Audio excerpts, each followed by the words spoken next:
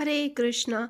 आज हम सुनाने वाले हैं आपको पौराणिक कहानियों में भगवान शिव के वाहन नंदी के बारे में। नंदी कैसे बने भगवान शिव के वाहन। तो आइए चलते हैं कथा में।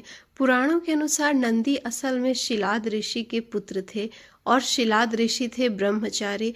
दरअसल हुआ यूं कि ब्रह्मचारी व्रत का पालन करते करते शिलाद ऋषि के मन में एक भय बैठ गया।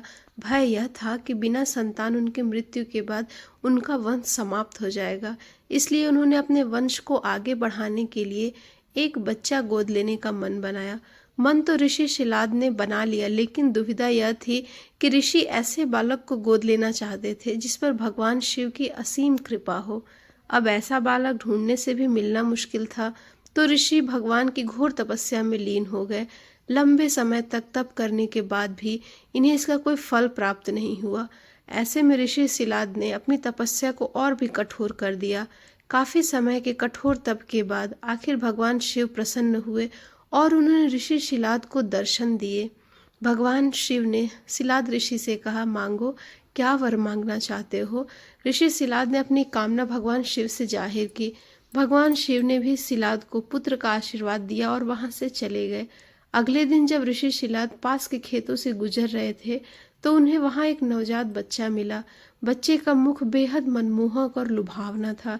ऋषि बच्चे को देखकर बहुत खुश हुए और यह सोचकर इधर उधर देखने लगे कि इतने प्यारे बच्चे को इस हाल में यहाँ छोड़कर कौन चला गया है।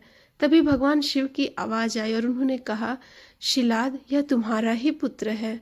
अब तो ऋषि शिलाद की प्रसन्नता का कोई ठिकाना ही नहीं था। वह उसे अपने साथ अपने घर लाए और उसका लालन पालन करने लगे। देखते ही देखते नंदी बड़ा हो गया। एक दिन ऋषि शिलाद के घर दो सन्यासी आए। ऋषि शिलाद की आज्ञा से नंदी ने दोनों सन्यासियों को खूब आदर सत्कार किया, उन्हें भोजन कराया और उनकी सेवा की। ऋषि शिलाद के घर मिले इस सेवा भाव से दोनों सन्यासी अत्यधिक प्रसन्न हुए। उन्होंने ऋषि शिलाद को जाते जाते दीर्घायु होने का आशीर्वाद दिया, लेकिन नंदी, जिसने इनकी इतनी सेवा की थी, उसके लिए एक शब्द भी नहीं कहा। सन्यासियों द्वारा ऐसा किए जाने पर ऋषि शिलाद को आश्चर्य हुआ। अपनी जिज्ञासा को शांत करने के लिए शिलाद ने आखिर सन्यासियों से पूछ ही लिया कि इसके पीछे वजह क्या है।